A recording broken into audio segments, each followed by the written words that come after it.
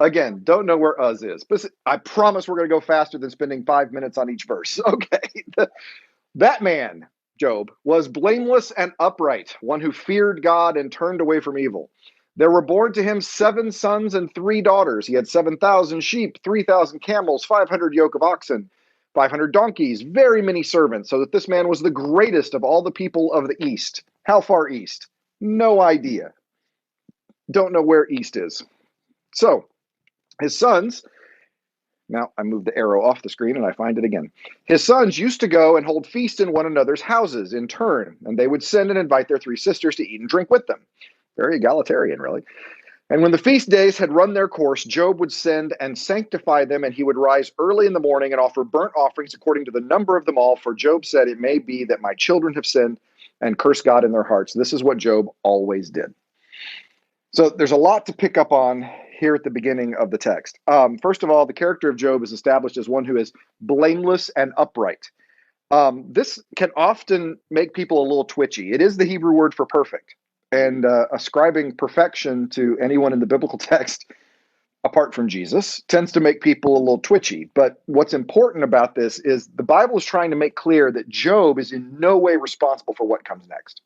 That there is nothing you can do to connect behavior to what befell Job. I've heard people do this. I mean, I really have, to try and defend God in the story of Job, I've seen people say, well, Job was sinless, but he got awful proud about his attitude, about how sinless he was. It's like, no, you can't do that. He really was blameless, and you can't connect. I mean, this whole book is calling into question Deuteronomic theology. It's calling into question obedience brings blessing, disobedience brings punishment. We talked about that.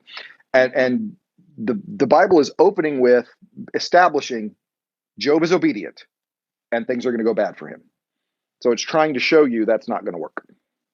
That formula is not going to work. Okay. He is also a man who fears God and turns away from evil. We're going to talk about fear of the Lord actually in the sermon on Sunday. But this notion of fearing God, remember, a recognition of position. God is God. I am not God. Job recognizes that. Moving forward. As I said, Job is greatest of all the people of the East. We don't know how far east that is.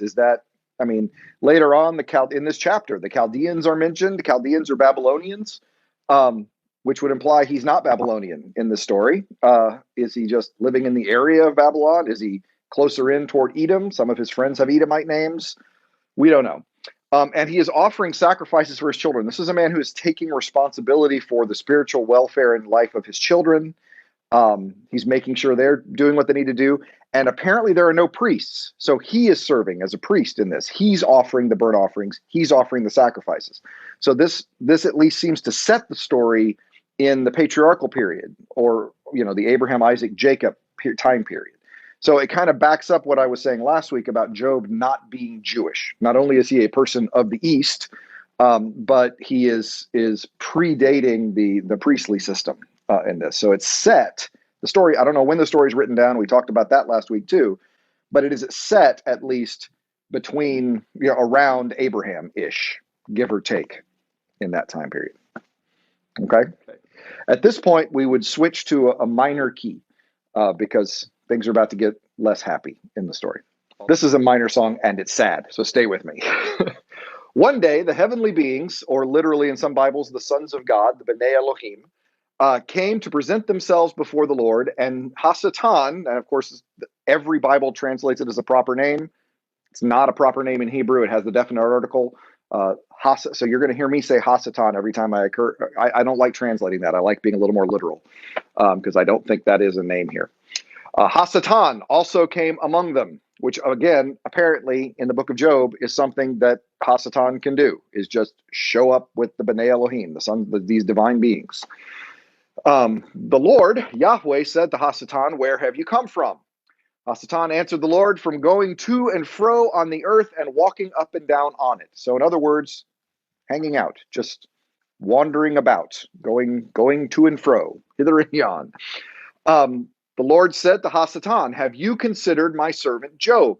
There's no one like him on the earth, a blameless and upright man who fears God and turns away from evil." So we've got God bringing up Job to Hasatan.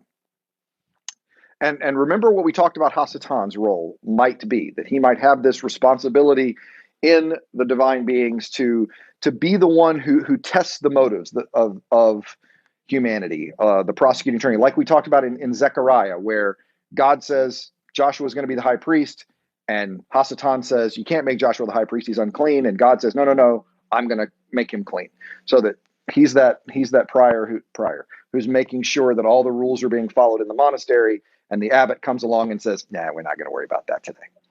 Hasatan is the one who accuses, stands against, stands opposite, obstructs. One of the uses of it is Balaam and the donkey. That is Hasatan, who is standing with the sword that the donkey sees and is going to move in that context. So he is standing opposite. Offensive and defensive lines are Hasatan. They are the obstructors to one another. Prosecuting attorney is probably a really good translation if you think about the role of that in this context. So God basically asks Hasatan. Many people have suggested that this heavenly being report is on the model of a Persian annual report, that the governors of different areas would come to the emperor once a year, and they would present an accounting of their area and responsibility to the emperor. To, how are things going where you're from? Oh, doing real well. Great. And they move on to the next one. That might be something of the role that we have here. Or, Assyrians did that as well when it came time to pay taxes. So it wouldn't necessarily have to be a Persian practice. It could be an earlier than a Persian story. But that Hasatan is giving an accounting of the area, and God is asking. So have you done your job with Job? Have you considered my servant Job? Have you checked out Job? Have you weighed Job? Considered in this one is not, hey, you ever given any thought to Job? That's not what he's saying. It is, have you evaluated? Have you done your job with regard to Job? It's, got the list of people, because this guy, no one like him on earth. Blameless, upright man, fears God, turns away from evil. Hasatan then asks what, in my mind, is the key verse for understanding the book of Job. We may not unpack that tonight. In fact, I'm positive we will not unpack that tonight. But in a few weeks, we're going to come back to this verse. Job 1:9 is a verse that is worth underlining, highlighting, as I have underlined it here, starring, because I think it is incredibly significant when it comes to understanding how to read the book of Job. Remember last week I asked, what is the book of Job about? This, to me, gives insight in my mind to what the book of Job is about. So Job 1:9, Hasatan answered the Lord, does Job fear God for nothing? Does he fear God for nothing? Have you not put a fence around him and his house and all that he has on every side? You've blessed the work of his hands, and his possessions have increased in the land. Stretch out your hand now, touch all that he has, and he will curse you to your face. Basically, Hasatan says, can't do my job. I can't consider Job because you bless everything he does. Of course, he is obedient. You bless him when he's obedient.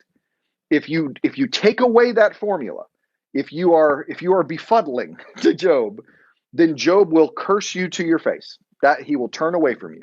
But I can't do my job so long as you keep that formula intact. There is no way to know if Job is doing this out of a loyalty to you, because you are God and are worthy of praise and worship, or if Job is doing this because it's good business for Job to do this. There's no way to separate that, Hasatan says, unless you take that away. So the Lord said to Hasatan, very well, all that he has is in your power, only don't stretch out your hand against him. So Hasatan went out from the presence of the Lord. So this sets it up, right? Now, this is obviously, all this is happening without Job's knowledge, but we all know what is going on in this story. Life on this. All right, one day, when his sons and daughters were eating and drinking wine in their eldest brother's house, a messenger came to Job and said, the oxen were plowing, the donkeys were feeding beside them, and the Sabaeans fell on them and carried them off and killed the servants with the edge of the sword, and I alone have escaped to tell you. And while he was still speaking, another came and said, the fire of God, again, God getting blamed right away. It's lightning, fire of God, but God is the one who's being blamed for this, ultimately, and no one's arguing. The fire of God fell from heaven and burned up the sheep and the servants and consumed them, and I alone have escaped to tell you. And while he was still speaking, another came and said, the Chaldeans have formed the Babylonians have formed 3 columns, made a raid on the camels, carried them off, killed the servants with the edge of the sword, and I alone have escaped to tell you. And while he was still speaking, I lost it. There we go. Another came and said, your sons and daughters were eating and drinking wine in their eldest brother's house, and suddenly a great wind came across the desert, struck the four corners of the house. It fell on the young people, and they are dead, and I alone have escaped to tell you. And while he was still speaking, a man said, hello, Mr. Job. I'm from the IRS. I hope this isn't a bad time. Worst day ever, right? In one moment, Job has lost everything. He has lost his wealth. He has lost his progeny, his children, his retirement. That's what children were thought of. I mean, I realize that I don't want to objectify this too much, but there's a lot that children mean. They mean carrying on lineage. They mean carrying on name. They are your glimpse into immortality. They are also your retirement, your old age. And Job has lost all of that. He's lost all the future that he had and all the present that he had as well. So how does he respond to this? Is Hasatan right? Well, Job arose, tore his robe, shaved his head, fell on the ground, and worshipped. So he immediately takes a posture of lament, shaving his head and tearing his robe. But he says, naked I came from my mother's womb, naked shall I return there. The Lord gave, the Lord has taken away. Blessed be the name of the Lord. In all this, Job did not sin or charge God with wrongdoing. Couple of things to point out. One, there's a reason that even though Job says, blessed be the name of the Lord in English, there is a verse added, in all this Job did not sin or charge God with wrongdoing. And that is because the word that Job uses here is actually the word that is used all throughout the chapter. The problem is it can mean either bless or it can mean curse. It can literally mean the opposite of bless at the same time. And so actually it is the word Hasatan says, if you take that away, he will barak you to your face. And the context tells us he means curse. He doesn't mean he's going to thank you bless you to your face. So when he does this, barak shema Adonai, Shema Adonai.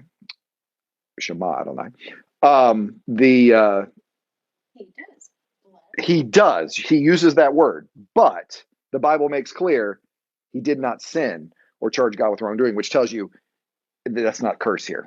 Yeah. I always thought it was really weird that barak can mean bless or curse. Made no sense to me till I moved to the deep south. And in Mississippi, am I right? In Mississippi, my experience has been that a person can be blessed out, can't they? And that is not what they mean. Bless your heart. Or, there's bless your heart, yes, which can cut as well. But I mean, like, literally, the word bless can mean to curse at someone in Mississippi, colloquially. Yeah. She's going to bless him out. I had never heard that expression. That's apparently not something we use in the hills of Kentucky, where my family was growing up. And certainly not Indiana, where I grew up.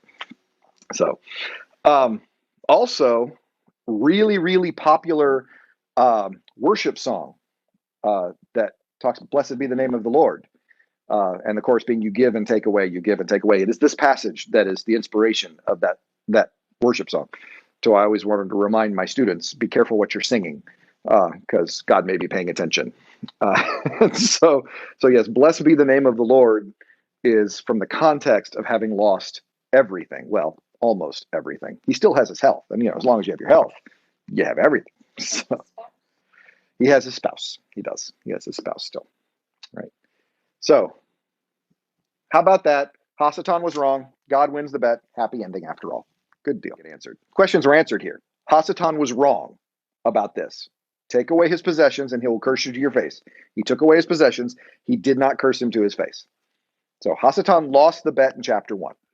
One day, the heavenly beings came to present themselves before the Lord, and Hasatan also came among them to present himself before. I've seen this movie. This is a rerun, right? I mean, it's, again, next annual report or something. I don't know. This regular reporting that they come through. So the Lord said to Hasatan, where have you come from? Hasatan answered, hanging out. No, from going to and fro on the earth, walking up and down on it. The Lord said to Hasatan, have you considered my servant Job? At this point, Job's going to go, if he knew about this, shut up. Stop talking about me, please. But again, Job knows nothing about this at all. Have you considered my servant Job? Have you done your job with Job? There is no one like him on earth, blameless, upright man who fears God, turns away from evil. He still persists in his integrity, although you incited me against him to destroy him for no reason. You lost. You were wrong. You said that if we take this away, and this is going to be a dock against your job performance. That's what this is. This is a problem. You're not doing your job. Hasatan answered the Lord, skin for skin, all that people have, they will give to save their lives. Stretch out your hand now, touch his bone and his flesh, and he will curse you to your face. Again, Barak, curse you to your face. The Lord said to Hasatan, very well, he is in your power, only spare his life. So, once again, we're going to see if Hasatan can do his job. Can he consider Job in this? And what does he do? So Hasatan went out from the presence of the Lord. I should also point out, verse 7 of chapter 2, Hasatan goes out from the presence of the Lord and right out of the book of Job. This is the last appearance of Hasatan in the book. As I said last week, this is not perceived from the book of Job perspective, from Job's perspective, from God's perspective, from the friend's perspective, as Satan versus God. It is not seen as Hasatan, frankly, having a role at all. It is God who is in charge of all of this. It is the fire of God that fell from heaven. It is God that Job addresses. It is God who shows up to answer Job's questions at the end. It is God and Job in this. So Hasatan is in it and certainly set the wheels in motion, if you will, but in trying to do his job. But it is absolutely not a contest between God and Hasatan. They are not. That's not the adversary setting up here in this. In fact, Job's name, as I said last week, Job's name is literally the one that means adversary or enemy. So it is Job. And Job actually calls God his adversary, punning his own name when he's yelling back at us. So I know I'm driving this point home, but I think that's important for the interpretation of the book. When you realize that Satan leaves right in chapter 7. He's never back. So Hasatan went out from the presence of the Lord and inflicted loathsome sores on Job. From the sole of his foot to the crown of his head, Job took a potsherd with which to scrape himself and sat among the ashes. So he is sitting in the ashes, mourning his low condition and estate at this point. I mean, I think they itch is the implication there. Yeah. And pottery, I mean, once it breaks, it's around. I mean, once you fire clay, you can't get rid of it. And so they would use broken pottery to pave roads. Instead of gravel, they would literally pave roads with broken pottery. And obviously it would be used as scrapers. They would also use it as notepads. People would write on broken pieces of pottery. They become ostraca, and they would pass messages across distances when that happened. So it was just another tool with a broken pot. Even his pot broke. That's the other thing. He had a pot, it broke. It's just all bad. No good news. Then his wife said to him, so his wife is still around. His 7 sons are dead. His 3 daughters are dead. His sheep, his donkeys, his camels are all dead. His oxen are all dead. His wife is still alive. She is not taken away. Had people make some very misogynistic jokes about this, but I am not going to make one. So you're welcome. His wife said to him, do you still persist in your integrity? Curse God and die. I think it is Barak there, but I'm pretty sure she means curse. Let me take a moment and speak on behalf of Job's wife. Job's wife has gotten all sorts of grief over the years. And I probably should start by saying, I am anti-curse God. I'd like to go ahead and get that out there. I want to make clear so that none of my comments could be misunderstood. I am pro-bless God. I am anti-curse God. I platform. I want that to be unquestioned in this position. Okay? That said, Job's wife, curse God and die. Most people interpret this as a lack of faith, an act of, Job calls her a foolish woman. I don't think so. I don't. There are a couple of reasons why. First of all, she recognizes he's right. She acknowledges it. Do you still persist in your integrity? Do you still hang on to the fact that you're right? Are you still trying to win this contest between you and God? I know you're right. You're going to hang on? Really? Just give up. And I think I read this truthfully as a mercy from her perspective. I mean, living with Cindy and hearing the stories from her work, I know that there are worse fates in this world than death. And there are sufferings that are worse than death. And that death is often a release and is a peaceful release at times from the suffering of this world. And so I honestly read this as an act of mercy. She means die, yes, in the physical sense. She means give up. And I think what she is expressing here is exactly something that Job expresses in just a few chapters. And that is that I'm right, but I can't win against God. Right? This is the old, I've been wronged by Walmart, I've been wronged by McDonald's, I've been wronged by, AT&T. I should sue them. You're not going to win. Right? You're not going to win. You can't win. They will bleed you out of money and you will lose. There's no way to win when you're taking on that big. And that is, take that to a cosmic scale in this. Job acknowledges, I know I'm right, but I'll never win against God. I mean, if I was standing there and tried to present my argument to God, I wouldn't be able to do it because God is God and I'm not God. So, and I think that's her point. Are you still persisting in your integrity? You're not going to win. You're just suffering now and prolonging the suffering. You're going to die anyway as a result of this.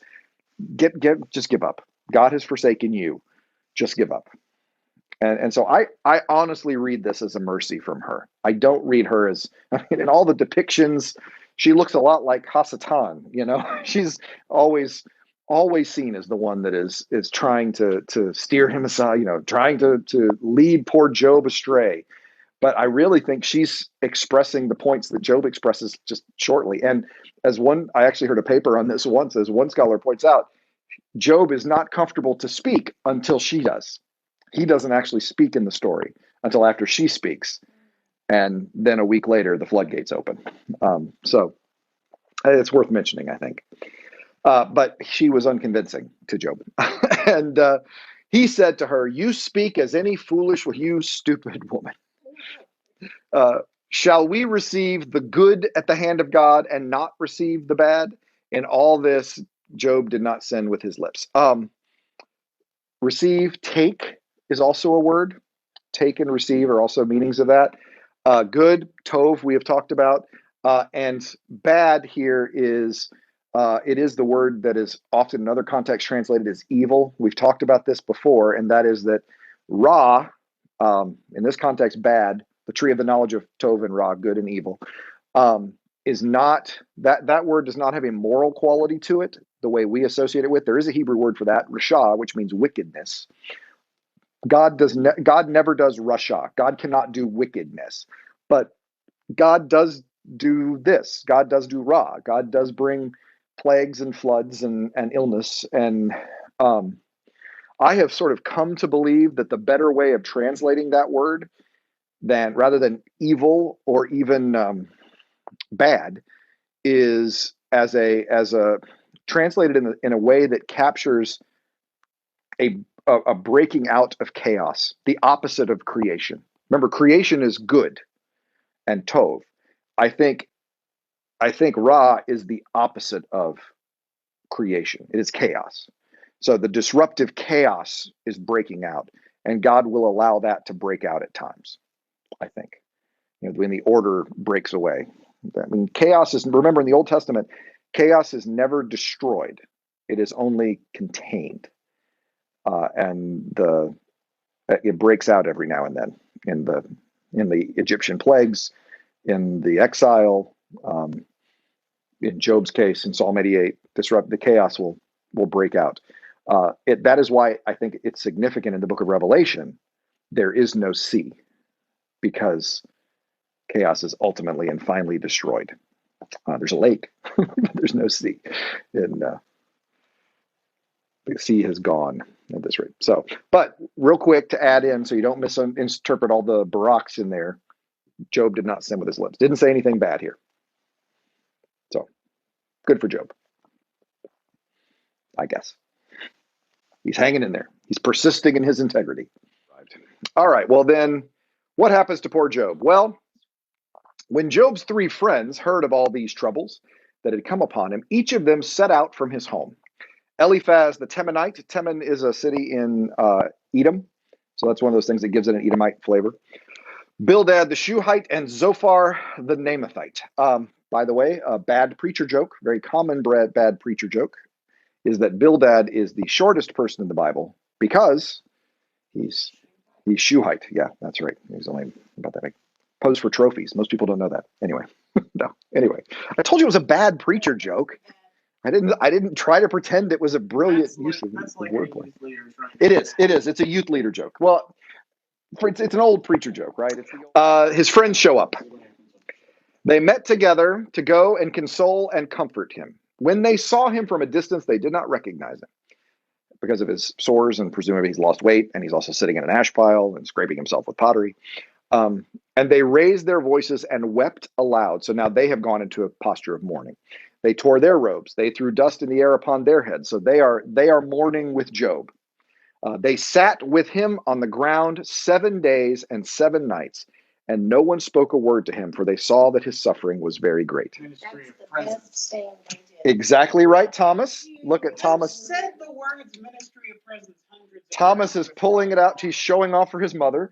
This is the greatest thing they do in the entire book of Job. The book of Job needs to end right now. For them.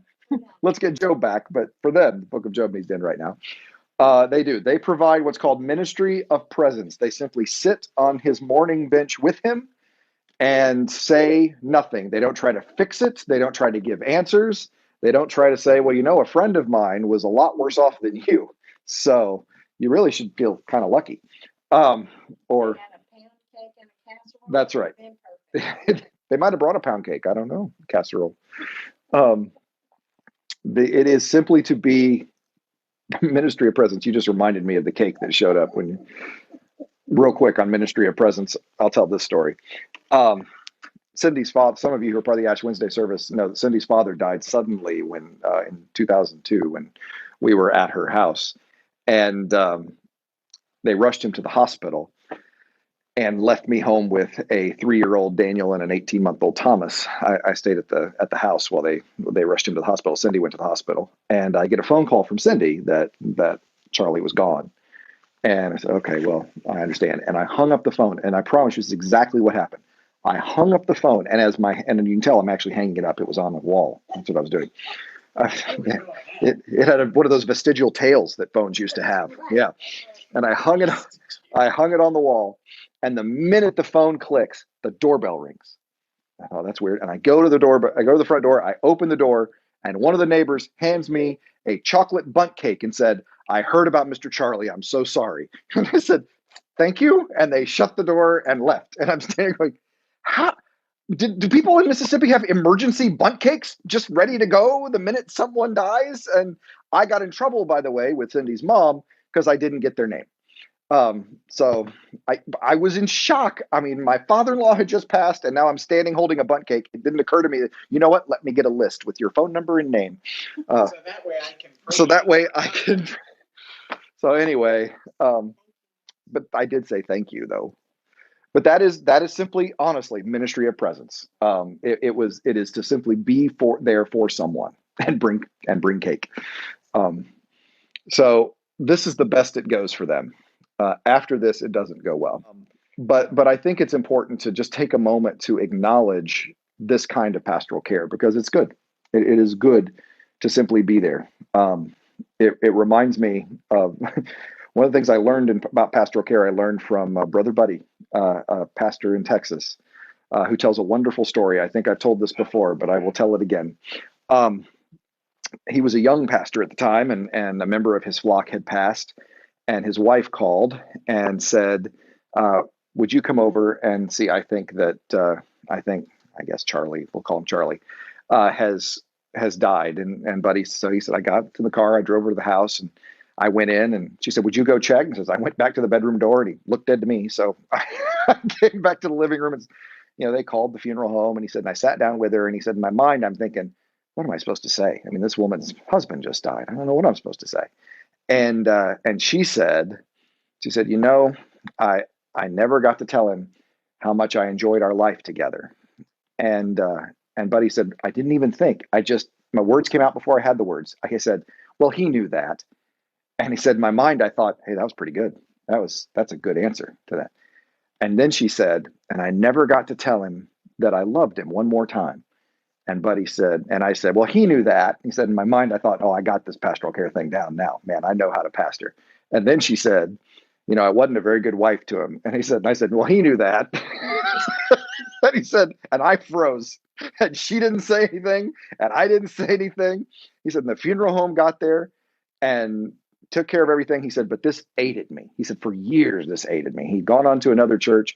They went back for a homecoming to this first church, and this woman was still alive. He said, and I walked up to her and I said, do you remember? She said, hey, brother Buddy. He said, do you remember the night that your husband died? And she said, I sure do. And he said, and do you remember me coming over there? She said, I sure do. He said, do you remember what I said to you? And he said, the next words out of her mouth changed my life. Because the next words out of her mouth were, well, no, I remember you were there. So that was it. That was what she remembered. That was what pastoral care was all about. It was simply providing, as Thomas pointed out, a ministry of presence in that moment to her. And I love that story. And Buddy shared it with me 20 years ago. And I've never forgotten it. And for one reason, I can just see it happening so easily. So great story on that. So here we sit with Job and Job's troubles. I mean, people use this book in ways that are much closer to Job's friends than they are Job or God. Yeah. And I will take a moment to say, because Job's friends make a lot of sense. We're going to see next week that we really are set up in this book, because when you read this, if you just take the quotes from the book out of context, you want to agree with Job's friends and you want to disagree with Job all the way through. Mm-hmm. Does God know Job will be faithful? That's how you answer that question is a much bigger question of theology. I tend to be one of an open theist. I do believe that God knows all that is knowable. And the question that you need to answer is, what is knowable in this world and what is not? And so it's a really long way for me to say different denominations, different people of faith answer that question in different ways. You will hear people talk about omnipotence and omniscience and omnipresence. Those are Greek categories that stem from the from the patristic era, as they are making arguments for their culture using Greek metaphysical terms. I've often said I'm not sure Greek metaphysics, 4th century Greek metaphysics, are the best way to express a Hebrew God to 21st century America. There's a lot of cultural things you're getting through there. So, does God know Job will be faithful? The best way I can answer it is this. In the biblical story, all throughout the text, God is always present in the moment with the characters. Now, you will have to answer what that means for outside the text, what the referent for that is. But in the stories, God is always saying to Cain in Genesis 4, choose what's right and it'll go well with you. If you don't, sin's crouching at the door. God is not saying to Cain, I know what you're going to do. It's not going to go well. Right? It is God in the moment with Abraham when he offers Isaac. After that moment of trying to offer Isaac and being stopped, God says, now, in Genesis 22, now I know that you will not withhold your son, your only son, from me. So throughout the biblical narrative, God, the character in the story, is always present in the moment with the characters in the story, not sitting on a throne up above, moving chess pieces around. So again, how you extrapolate that to a broader theological understanding of God's omniscience or foreknowledge, that's a matter of personal faith. But I don't know. That was I can take longer to say I don't know than most people. I really can. So I got a PhD. They'll take it away if I can't do that. So I know the reasons I don't know. So that takes a while. So anyway.